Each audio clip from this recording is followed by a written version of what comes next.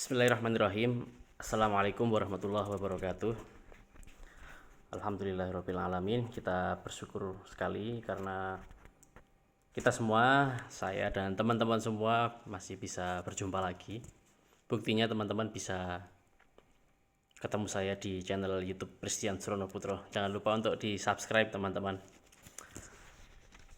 Kali ini saya mau sedikit cerita pengalaman saya menyewa seorang akuntan profesional, di mana ini adalah akuntan yang sifatnya itu berbayar ya.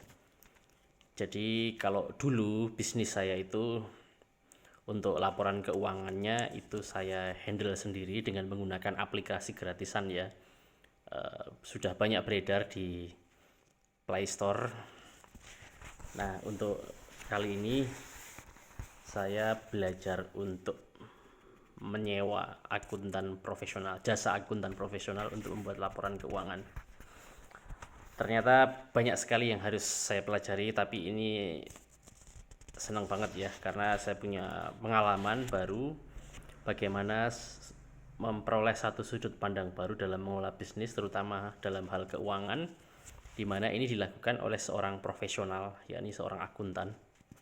Walaupun ada sedikit perbedaan cara memandang, tapi paling tidak memang sebuah bisnis itu kan kimahnya atau nilai yang ingin diraih itu adalah kimah madiyah atau profit. Nah, gimana kimah madiyah atau profit ingin diraih kalau kita nggak bisa membaca atau memahami tentang laporan keuangan? Karena untuk tahu apakah bisnis ini profit, impas, atau malah rugi, tentu kita harus memahami tentang laporan keuangan. Ini tadi saya meeting ya dengan akuntan tersebut. Ya, ada beberapa kertas ya, lembar kertas laporan keuangan yang ini berjalan periodenya 2 bulan berjalan ini ya, September Oktober. Ini ada laporan arus kas. Jadi di keuangan bisnis kita itu dipantau setiap hari selama durasi waktu dalam 1 bulan ya, kira-kira 30 hari ya. Kemudian di akhir bulan, hari ini tanggal 31, itu kemudian dilakukan tutup buku dengan seorang akuntan memberikan laporannya ya, sehingga kita jadi tahu nih bisnis kita itu kondisinya seperti apa. Itu sangat real ya, sangat jelas apakah menguntungkan, apakah impas, atau apakah rugi. Nah, ini ada laporan arus kas ya. Jadi di laporan arus kas ini mungkin teman-teman masih ingat ya, saya dulu nggak terlalu ngeh ketika belajar akuntansi ketika masih SMA ya. Ternyata kepakai ketika membuat bisnis ini, saya harus belajar lagi ya. Di laporan arus kas ini dicek tentang pemasukan, sumber pemasukannya dari mana aja ya kan. Kemudian karena bisnis saya ini adalah jual beli ya, jadi dihitung juga pembelian barang itu berapa rupiah. Kemudian pengeluarannya apa saja, ada ATK, bensin, cetak, gaji karyawan, internet, konsumsi listrik, luar usaha, maintenance kantor, kendaraan, dan lain sebagainya. Ini kalau bisnisnya offline ya, tapi karena bisnis saya online, banyak hal yang bisa saya pangkas ya. Jadi lebih ternyata kalau bisnis online itu dalam hal kasus saya itu tidak banyak mengeluarkan pengeluaran. Kemudian di laporan keuangan ini nanti kita akan tahu ya saldo akhir gitu per hari ya, real time per hari, laporan keuangan, laporan arus kasnya, cash flow keuangan bisnis kita itu seperti apa. Karena dari cash flow ini kemudian ada juga tentang pendapatan, apa saja barang yang closing, siapa pembelinya, harga jualnya berapa, harga modalnya berapa, keuntungan per itemnya berapa. Itu nanti akan ketemu total. Luar biasa ini ya, lengkap gitu ya. Kemudian kita juga akan mendapatkan fasilitas berupa perhitungan HPP ya. harga pokok produksi. Nah, kemudian dengan accounting profesional ini kita bisa melihat laporan laba rugi. Pendapatannya berapa, ini sudah dihitung, ada sheet-nya sendiri, kemudian HPP-nya berapa, nanti akan ketemu laba kotor. Jadi pendapatan total dikurangi harga pokok produksi, nanti ketemu laba kotor, atau bisa kita sebut istilahnya itu laba kotor ya, gross profit. Nah, laba kotor ini belum bisa dikatakan untung, tapi harus dikurangi dengan biaya operasional. Nah, itu tadi ada konsumsi, ada listrik, ada usaha dan lain sebagainya, ada perlengkapan, maintenance kendaraan dan lain sebagainya. Tapi karena bisnis saya itu basisnya online, jadi lebih terjangkau ya.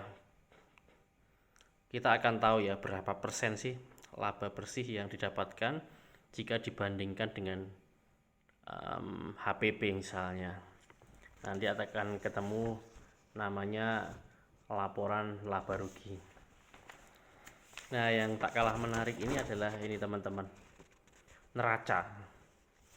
Jadi ada aset lancar, aset tetap, kemudian di total asetnya berapa, nanti di kolom neraca juga ada kewajiban atau liabilitas ya, ada ekuitas. Jadi tugas seorang akuntan memang berpikir untuk menyeimbangkan antara aset dengan liabilitas dan kewajiban. Memang perlu banyak yang disinkronkan ya. Dari saya sebagai seorang business owner ya, berpikirnya sangat berbeda, karena sebagai business owner kan berpikir strategis ya, investing dan lain sebagainya. Sementara seorang accounting dia berpikir di skupnya, yakni membuat laporan keuangan. Bukan berarti hal ini mengecilkan peran akuntan, tapi memang cara pendekatannya berbeda dalam melihat. Tapi saya pribadi alhamdulillah sangat terbantu ya dengan laporan ini, dan ini juga ini membuat saya lebih profesional ya dalam mengelola sebuah bisnis, sehingga nanti ketika akan scale up, misalkan dengan skema syirkah, kalau ada investor, saya sudah bisa melakukan pitching ya, bisa melakukan presentasi tentang bisnis yang sudah berjalan, sehingga bisa meyakinkan seorang investor. Toh tanpa investor sekalipun alhamdulillah sudah jalan bisnis ini ya. Dan ini memang perputarannya adalah dari uang saya pribadi. Jadi saya punya prinsip ya, bahwa suatu aset, yakni aset saya pertama itu membiayai, digunakan untuk membangun aset yang kedua. Ini saja, jadi saya sangat senang hari ini bisa punya pengalaman baru, punya tim di seorang accounting profesional. Walaupun setiap bulan saya harus menggajinya, tapi itu worth it ya, punya imbal balik yang memang juga penting dalam menyusun laporan keuangan, sehingga benar-benar diketahui bisnis saya itu untungnya berapa sih gitu, kondisi keuangannya itu apakah sehat ataukah sekarat. Nah, itu akan diketahui dari laporan keuangan. Itu aja sharing saya teman-teman malam hari ini. Bagi teman-teman yang memulai bisnis, tentu nggak harus langsung menyewa akuntan profesional ya. Dimulai dari saya mengawalinya, yang penting ada profitnya dulu, ada dapat keuntungannya. Jadi setiap bisnis itu kan profit yang ingin kita cari, keuntungan yang kita cari, kemudian bertumbuh terus menerus dari mulai starting fase awal, kemudian mulai running ya, mulai ditata manajemennya. Nah, ini termasuk. Nah, ketika cash flow keuangannya sudah aman, bisa dipertimbangkan untuk menyewa jasa accounting yang lebih profesional. Itu aja teman-teman yang bisa saya share pada malam hari ini. Terima kasih sudah menyimak ya. Jangan lupa subscribe ya. Assalamualaikum warahmatullahi wabarakatuh.